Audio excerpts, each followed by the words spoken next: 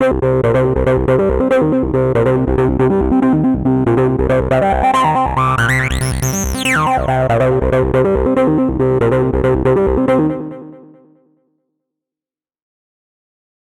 and welcome. Today I want to introduce you to a fun feature in the sequencer in AcidDevil.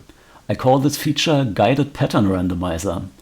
AcidDevil is my take on emulating the famous Roland TB-303. This classic machine has a built-in pattern sequencer which is a bit infamous for being very quirky and inconvenient to use. But some people like it for exactly that reason, because its usage often leads to happy accidents where the user arrived at some pattern that wasn't intended or predicted, but is nevertheless musically useful.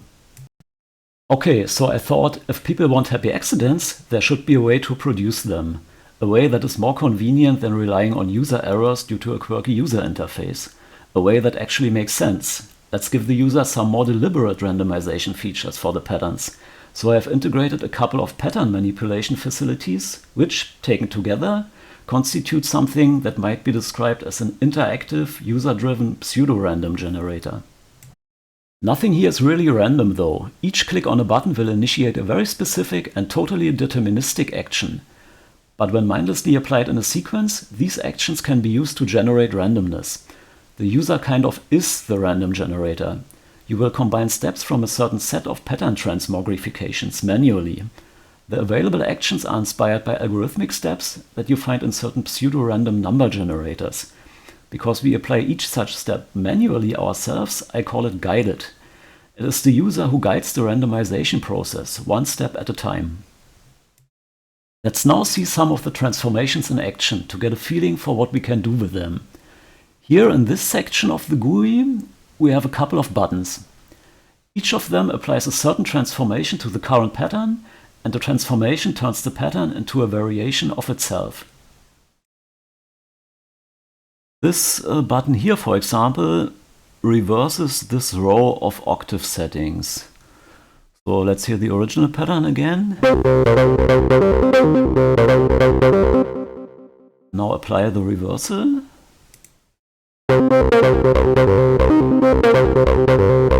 Okay, that still sounds useful. This button here inverts the octaves. Inversion means different things depending on which row it is applied to.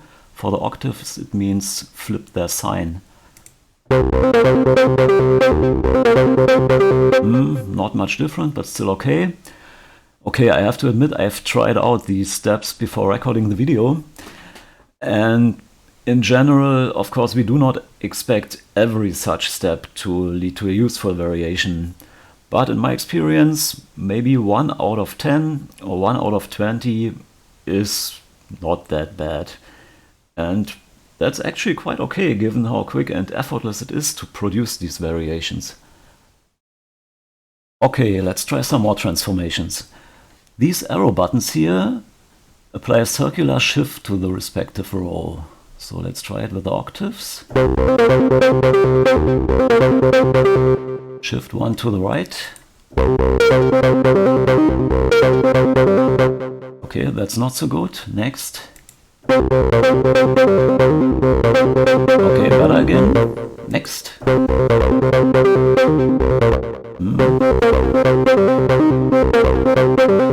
Yeah, that one is quite nice too. Next.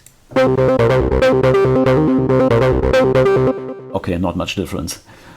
Then we have these 3 buttons here. They manipulate the accent and slide row. This one here just swaps accents with slides.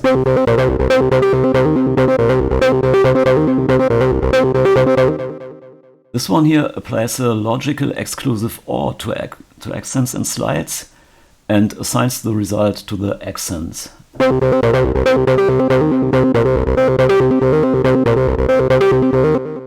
And this one here does the same, but assigns the results to the slides.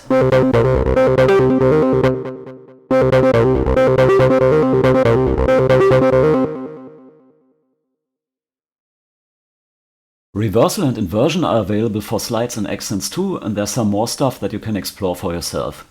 It's a lot of fun and can be inspirational to just noodle around with those transformations while listening to the effects. Just do some trial and error, and if you like something, just stop and save the result. By the way, all button actions are reversible, so if you destroy a good variation, you can always go back even though the plugin doesn't have any undo functionality. Some actions are their own inverses, such that clicking the same button twice brings you back to where you started. Examples are inversion and reversal. For some others, there's a partner button that does the opposite action. Examples are the circular shift buttons. Okay, that's it for today. For the rest of the video, I'll just have some fun with some aimless noodling with a guided pattern randomizer.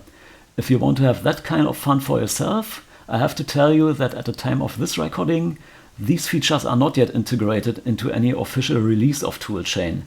But I will put a link to some very preliminary pre-alpha version into the video description.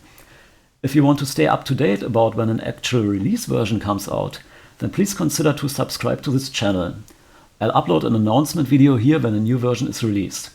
You can also expect more of such feature exposition videos. Let me know in the comments which features of Toolchain's modules you would like to see explained. See you there!